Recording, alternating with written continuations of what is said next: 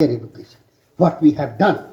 I mean, since I'm having a privilege of working in both, higher education and school education, if it comes to quality in higher education, teachers from higher education would be blaming the school education. What can we do? Well, the students which we are getting here in the higher education, they have not been prepared to face the new kind of challenges which may be posed in the area of higher education. This in terms of curriculum and even otherwise the entire context of teaching learning, the national education policy is specifically mentioning that there must be a kind of synergy between higher education and school education. Third important aspect in this case is shift in the whole idea of assessment and evaluation. For the for past many years we have been discussing about this shift, but it has not taken. I mean, our high stakes examination is core of the entire education system. How many, and it is really frustrating. I mean, the other day there was a news that the boy who was killed in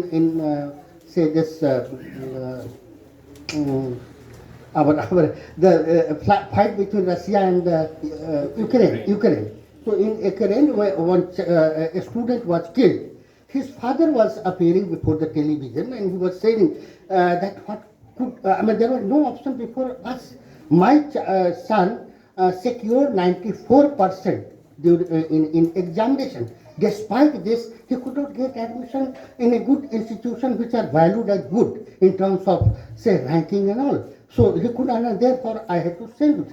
If a student, even after securing 94%, he or she is not able to get admission, perhaps there is a fault in the system of evaluation system. And moreover, the pandemic, which is already, it has again interrogated the whole idea of assessment and evaluation, which we have been practicing for many years and decades, and that is summative assessment, that at the end of the semester, now it is semester, otherwise it was annual examination. So at the annual examination and rote learning, in a way, we are promoting this rote learning, but this very significantly, this new education policy is talking about that we need to shift from methodology of this. So not only pedagogical methodological processes which are in place in education, but also system of assessment and evaluation. And in this system of evaluation, continuous, adjustable and formative assessment. How many of we follow this? I mean, partly in the framework of our internal assessment in the university system or in collegiate system, maybe following that. But that is needed because the kind of tussle between some of the state government during this pandemic, Maharashtra was the case. Maharashtra filed a case and they said we want to promote our student. The state was not allowed by the UGC. They approached the Supreme Court of India, and Supreme Court of India, as per the constitutional mandate, they say that okay, this is the mandate of the UGC to ensure minimum standard in higher education, and therefore you have to conduct examination the way University Grants Commission is there. And the children during this last 2 years, whether it is a school system sector or higher education system, have suffered a lot. It happened because it was basically high stakes examination based education system, and this national education policy, and it is weighing workout. It is not that it is just idea here. It is weighing workout. The committees are already working both in the case of school education and higher education, and the committees are also coming with the framework where it can be implemented in the state. So some of the ideas may appear as tall claims, but definitely these ideas, in one way or the other, will be impacting all of us in due course. And it is not just something is being imposed from above. That should be the case. We should also be prepared ourselves as a conscious citizen of this country, how we can make difference in this. And finally, the generic point which was being referred, equity. Equity has been really emphasized in this document. And here, this is one statement which may be considered as, say, in terms of contradiction. On the one hand, we are talking about allocation of 6% of the GDP, the actual reality at the current state, this is not more than 3%. It is 2.96, if I'm correct in both expenditure, public expenditure in higher education, combining both state and central. So it is less than 3%. So definitely, this is a point. But in the document, the idea of equity and diversity in one way or the other, that is also getting reflected and articulated. So it is talking about multilingual. So, earlier it was not being talked about. I was really surprised to see. So we got, good input from Professor Patnaik during the last 2 days, in personal conversation, and the kind of work which is going on. This could be an extension of the same idea which is getting articulated in the national education, that mapping diversity. How diversity is being mapped out and how this diversity is being given shape to shape our future generation, which is having an integrated learning, respecting diversity. It is not that if a student from this part of country, they are going to Delhi, they are being considered as something different, as if not especially to this. But if you go beyond this, Arunachal, Nagaland, Manipur, this kind of stereotypes, definitely that will be impacted with if the curriculum, the teaching learning, that is built around the idea of respecting diversity. And this is also that teachers have to be prepared in such a way that they teach their student to respect diversity. It may also be a question that it is not that something will be taught and then you start respecting your diversity. But definitely it will have some kind of impact. But specifically, I would like to highlight few points related to higher education. I am not going into these two aspects, which are of course interconnected, say Rashtra Nirman or COVID, because these issues will be more discussed during the coming days. But I would like to take advantage of this say occasion to discuss more specifically about higher education, some of the important components. How, because this directly relate to us. The first is, of course, that national education policy is talking about increasing enrollment. One is, of course, demographic dividend, how we can reap the demographic dividend. We cannot leave our young children who would be also coming to higher education institutions. We agree or not, social transformation had taken place during the last 2 or 3 decades, and therefore expansion of the middle class. I may be corrected, but expansion of middle class. And if expansion of middle class has taken place, definitely aspirations of middle class to send their children to the higher education, that is also very much inbuilt in the idea. How do we capture that?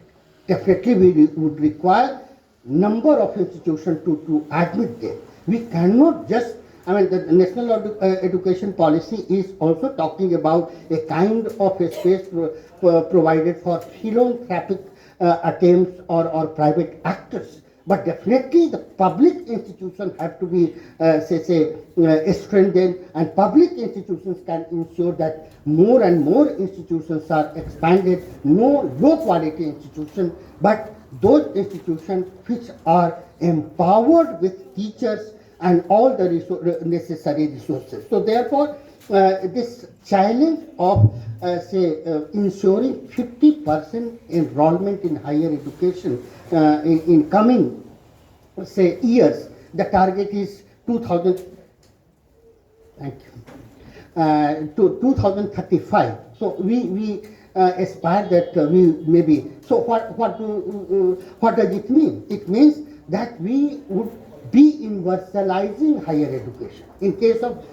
school education, the situation, but if higher education reaches to this level, it means universalization of higher education. And this universalization is very, very important. How do we ensure this? And this would be a kind of collective responsibility.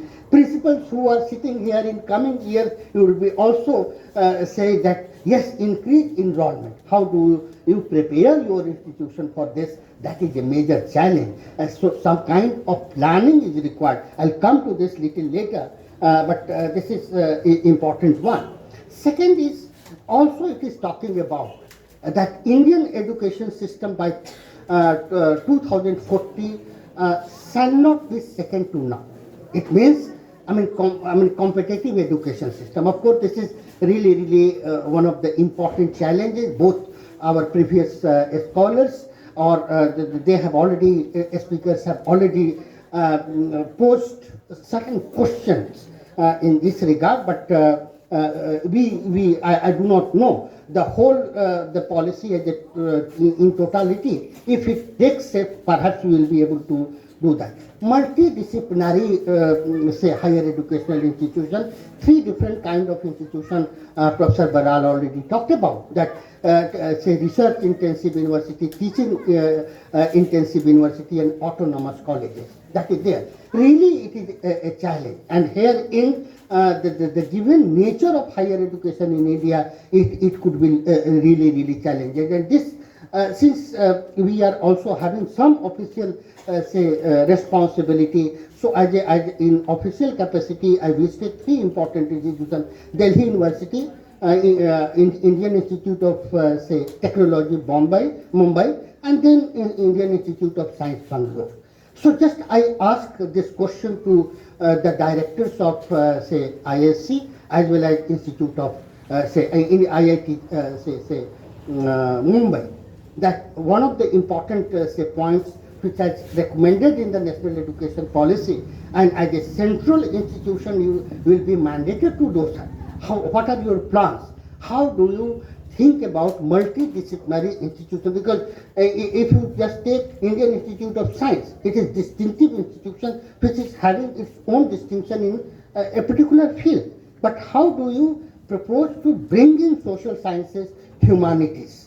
They say that it is really challenging, and it may dilute our distinctiveness, and that would be a case. But let us see how we can. So new areas, they already submitted that within this field, new and frontier areas of research we are thinking in. But essentially, to begin with, we may not be able to introduce courses, undergraduate courses in in humanities and social sciences. So definitely, the idea behind multidisciplinary educational institution is to promote holistic learning or holistic integrated knowledge system.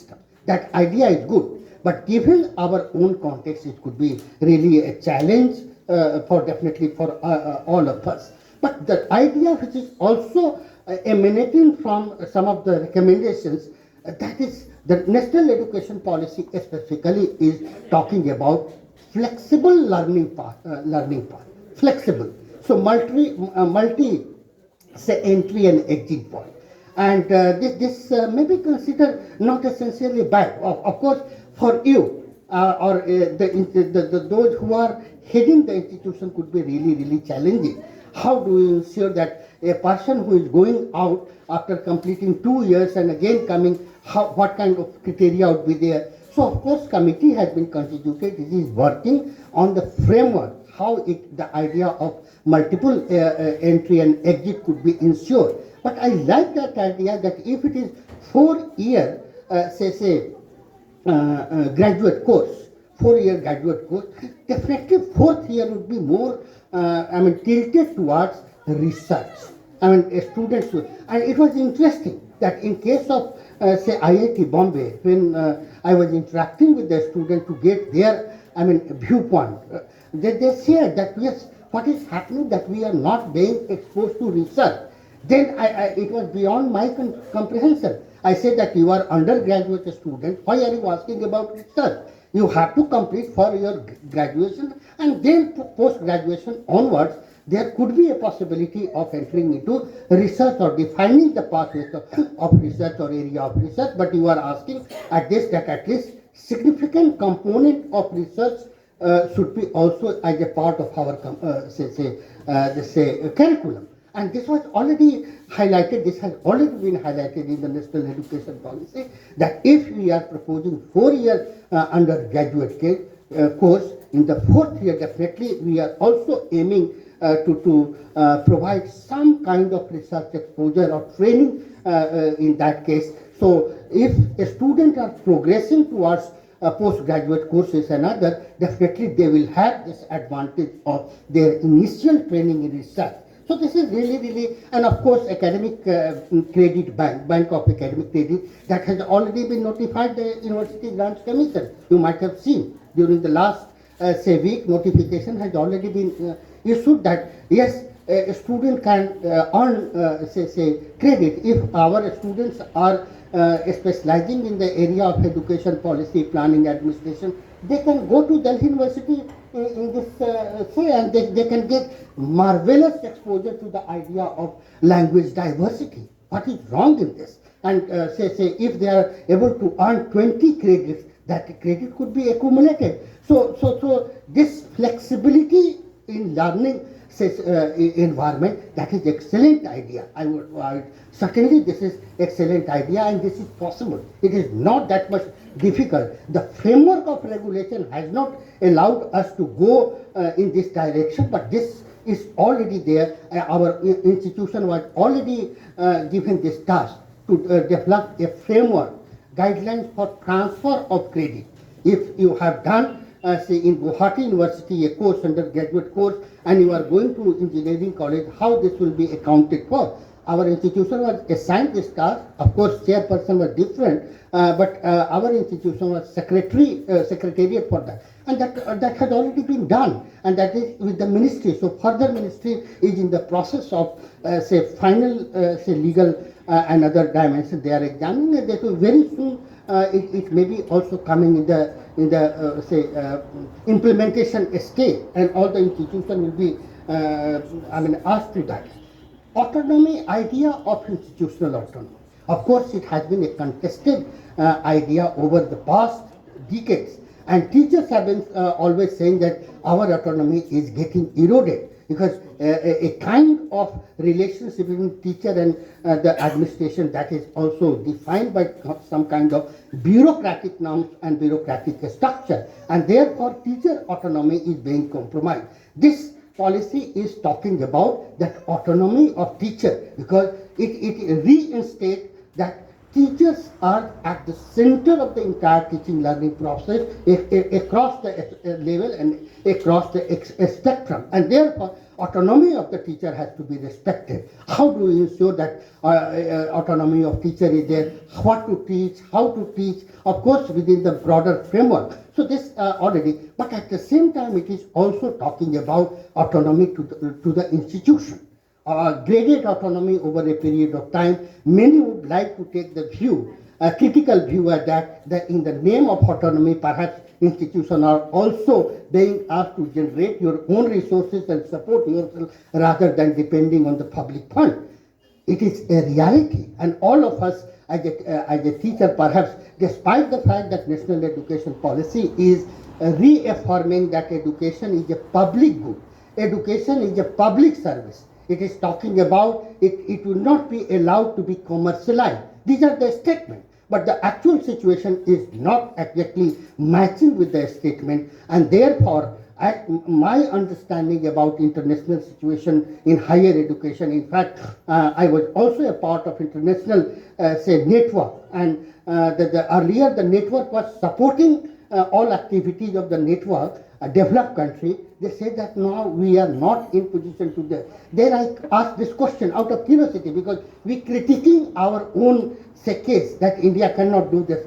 So they say that no, higher education is now not getting matching fund which we used to get earlier, and therefore many activities had to be done. If it can happen, so despite the fact that national education policy is talking about, perhaps we have to also take alternative view. How do we translate the challenges of funding our own institution into some kind of opportunity, and opportunity in the sense thinking innovatively.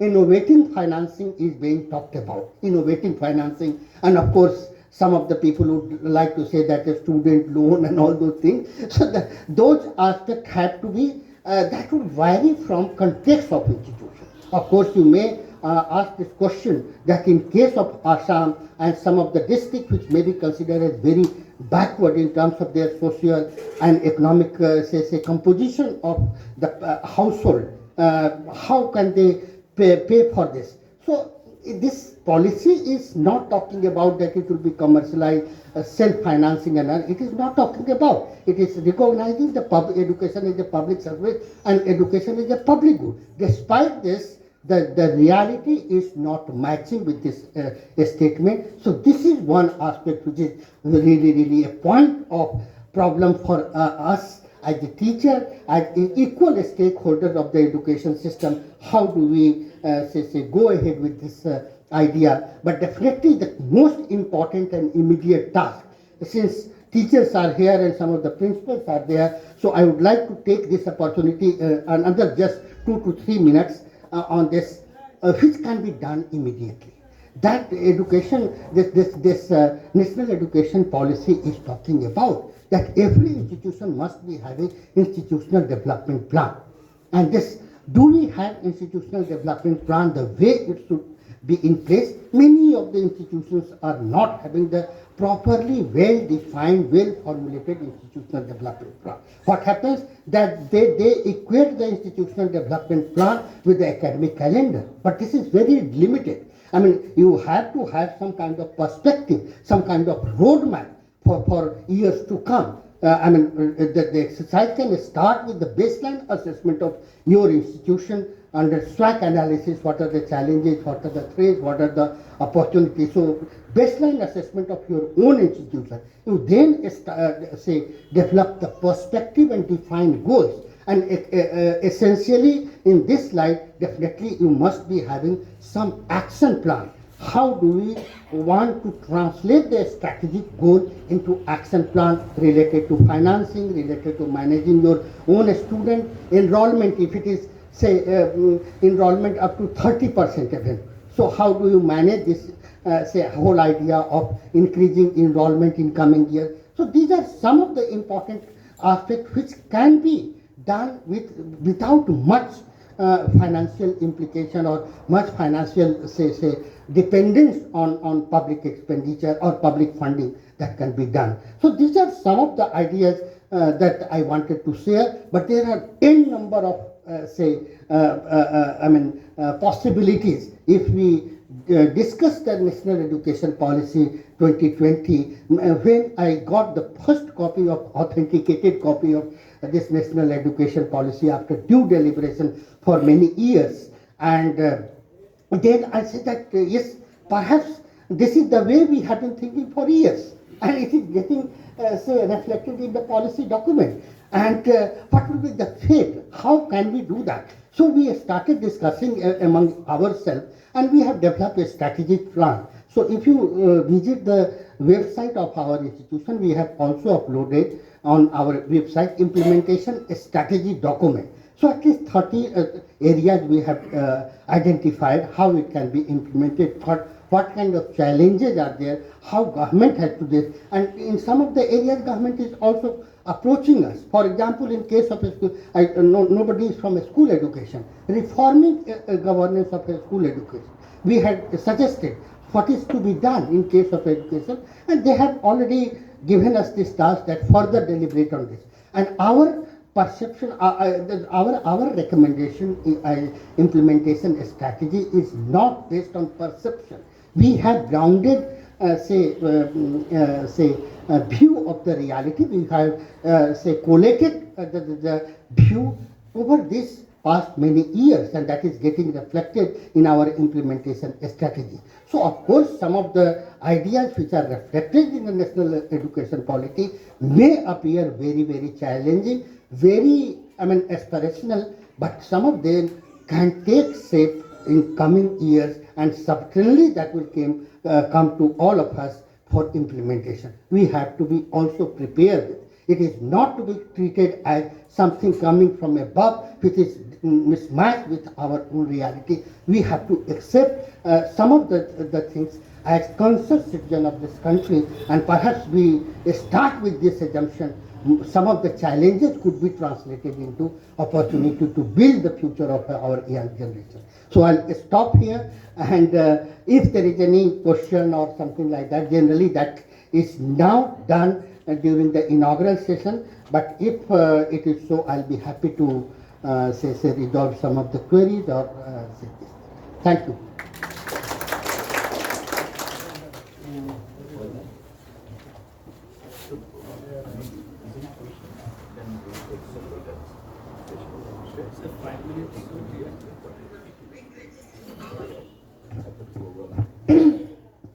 So if you have any questions, you can send it later when he takes the class. Now I would like to call Dr. Sagar Barua sir to say a few words.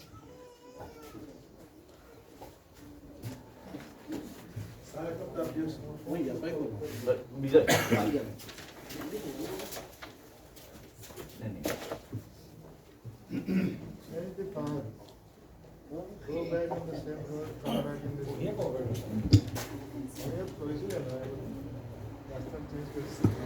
Hello.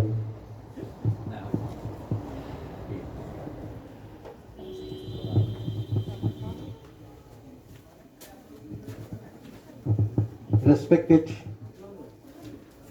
Professor Patnaik Mahoday, respected Professor Moral sir, Professor Kumar Suresh sir, Dilip Bora sir, and honorable guests and paper presenters, students. I think I should not say much more, as because I think myself, I'm not a guest. I'm a part of this particular organization, that is institution. Am I wrong? Yeah. Okay. So anyway, we should thanks to the institutions for organizing on a very, very important and relevant topics.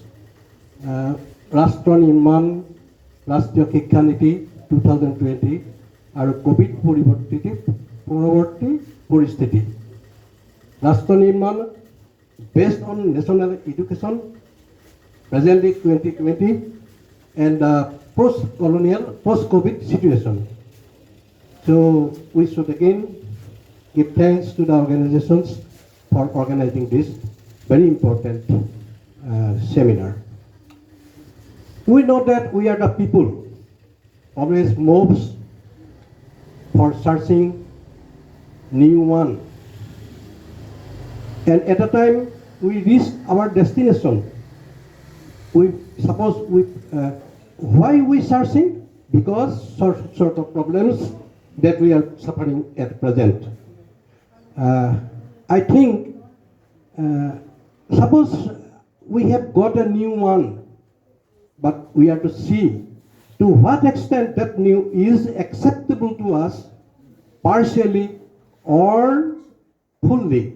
That is the matter. New education policy has already come up, so now it is heartily welcome, the new education policy. But in spite of that, some sort of debates are there going on in the country. I am free. I am now not an employee, so I have the reservation to something more, but it is not the proper time. এইটো সময়ত এই মুহূৰ্তত মই কিছু কথা নকম। কেতিয়াবা যদি I have got my opportunity somewhere, তেতিয়াহ'লে মই কথা কিছুমান কম।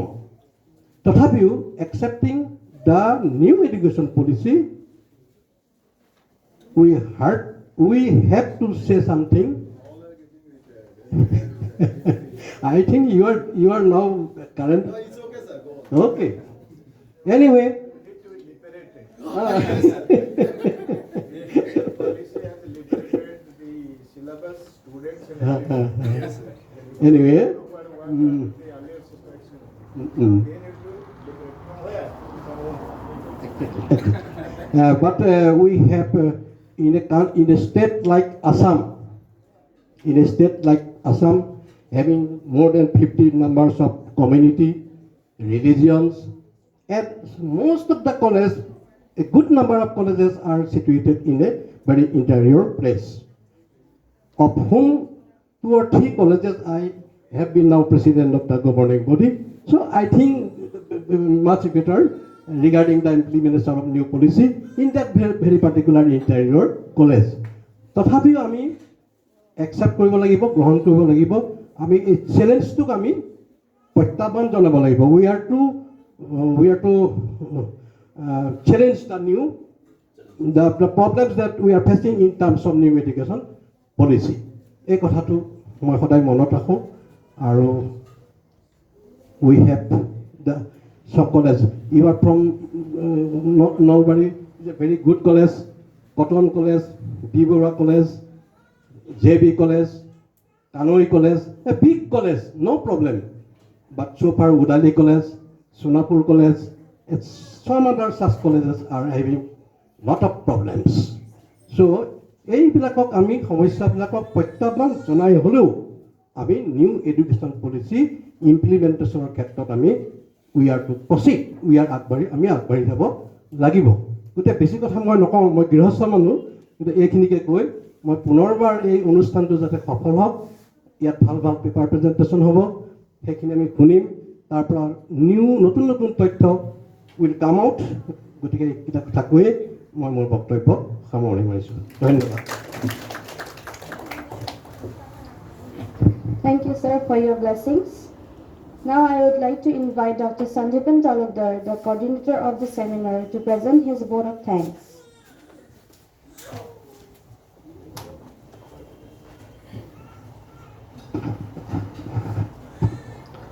A warm and gracious morning to our honorable guest of honor and our distinguished speakers, the chairman of Jyoti Bharati Alok Dham, the dignitaries and the employees of Jyoti Bharati, and all of those who are present here today. It is a pleasure for me to offer the vote of thanks to all of the people who have contributed tremendously to make this a grand success. Probably it took 35 years so that the country has got a new education policy after independence. So at this moment, it is of utmost importance that we talk about and we ponder upon the challenges of the implementation and also the implications that the NEP 2020 will have for the future generations. Having said so, it was illuminating to have the speeches of our dignitaries and distinguished guests. In this context, I would like to offer my heartiest thank to Professor Patanayak, who illuminated us about the diversity of languages that the NEP 2020 can have if it is implemented properly. It was enthralling to have Professor Baral sir to have his speech and describing every aspects of the NEP and also the challenges and also some kind of implications that the NEP 2020 can have for the future generations.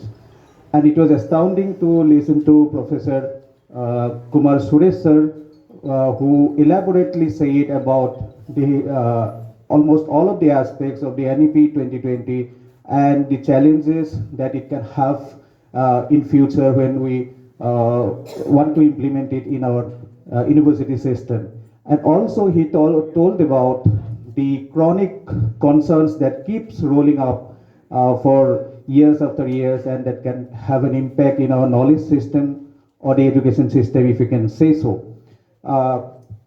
But nothing happens overnight, and the wheels went on rolling a month back when Professor Dilip Borasa and Anuradha ma'am, they talked about the incubation of the idea and also searching for the funds. In this context, on behalf of Jyoti Bharati Alok Dham, I would like to offer my heartiest thanks to Maulana Abul Kalam Azad Institute of Asian Studies, Makais, for providing the support for this seminar.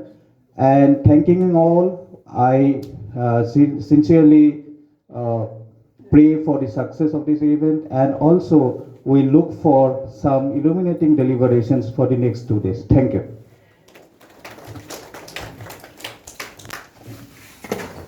With this, we shall end today's inaugural program. Thank you everyone for your cooperation. I now request Dilip Bora sir to take over from here.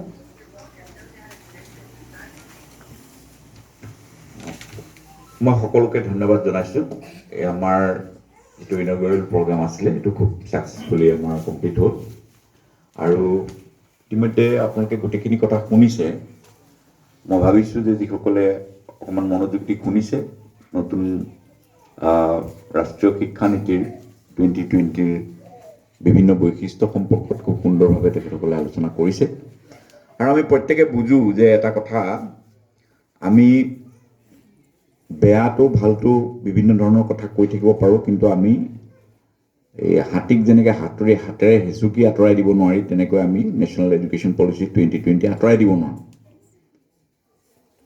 Already policy is adopted we have to implement গতিকে ইমপ্লিমেণ্টেশ্যনৰ পাৰ্টটোত আমাৰ কৰিব লগা বহুত আছে কিন্তু মই এটা কথা অনুভৱ কৰোঁ তাৰমানে মই সিদিনা আমাৰ কোঅৰ্ডিনেটৰ সন্দীপনৰ লগতো কথাটো শ্বেয়াৰ কৰিছোঁ ধুৰজ্যোতি অনুৰাধা চবৰ লগত শ্বেয়াৰ কৰিছোঁ যে আমাৰ যেতিয়া আমি PhD কোৰ্ছৰ ক্লাছৰুমত সোমাওঁ যে all R PhD scholars when we ask about something on national education policy তেওঁলোকে কয় যে আমি পলিচিখন পঢ়াই নাই and why only 30